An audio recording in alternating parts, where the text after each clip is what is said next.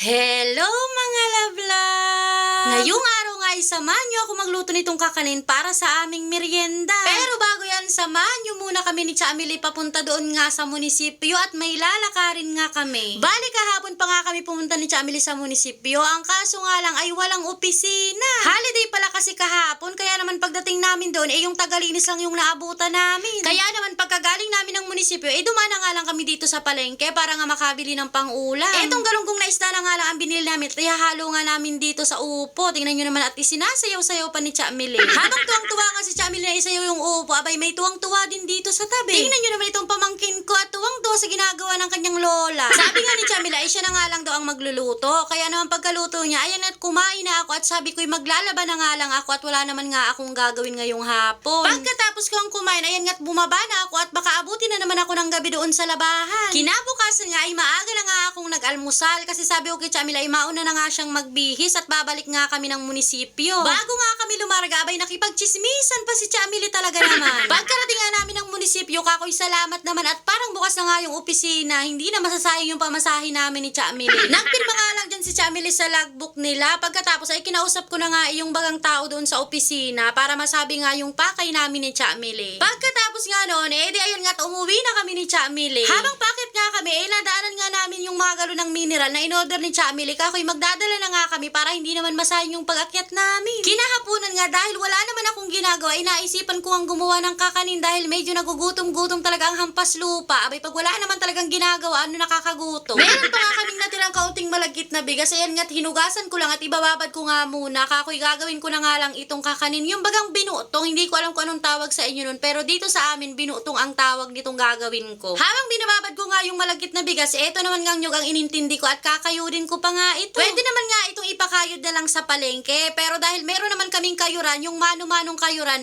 sabi ko, ako na lang nga ang magkakayod para hindi naman sayang sa pera pa. After ko nga makayod itong nyug, ito naman nga ang dahon ng saging ang inintindi ko at gagawin nga natin itong pambalot doon baga sa kakanin na gagawin natin. At dahil nga kabubuhan na naman yung pinairan ko, ayan at pinainitan ko yung buong dahon ng saging, yung dulo lang naman talaga yung gagamitin natin. Abay, napakagaling ano. Ginupit ko nga lang yung saging mga lalab at kinuha ko nga lang yung pinakang dulo niya talaga kasi yun yung malambot. Pagkatapos ay pinunasan ko lang at inilagay ko na nga yung bigas na malagkit na binabad natin kanina at nilagyan ko nga siya ng gatabaga na nilagyan ko ng kaunting asin. Tapos mga lablab, kailangan din siyang talian para maging ganyan yung itsura niya. Tapos pwede na nga yung ilaga. Bali, ilalaga lang natin yan hanggang sa maluto nga siya. At habang inaantay nating maluto yung binutong mga lablab, ito naman nga ang inintindi kong sauce baga, yung parang magiging pampatamis doon nga sa binutong na gagawin natin. Bali mga lablab, tinunaw ko nga lang yung asukal. Pagkatapos ay inilagay ko nga yung katabaga na natira kanina. Pagkatapos ay papakuluin lang natin yan. After 335 minutes nga, ala, bakit naman napakatagal? Bali mga lablab, mga 45 minutes ko nga lang yung pinakuluan at tingnan nyo naman yung itsura. Tingnan nyo,